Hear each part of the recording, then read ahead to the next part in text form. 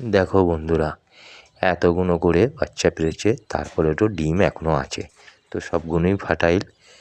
তো কথা তা নয়, ডিম হলে আনন্দ হওয়ার কথা, কিন্তু কষ্টের ব্যাপার এটাই, এদের সবাইকে খাওয়াতে পারবে না, হ্যান্ড ফিডিং করতে পারবে না। কেউ করবে, কেউ করবে না। এবার তো মরে যাওয়ার সম্ভাবনা আছে, তাই আমার ঘাড়ে ফেলে দেবে এরা সবাই আমার। এবার নাও, তুমি খাওয়াও। তো পাখি যখন পালন করেছি, কষ্টটা স্বীকার করতে হবে, কথা সেটা নয়। খাওয়াতে অসুবিধে নেই, কিন্তু আমারও তো কাজকর্ম আছে।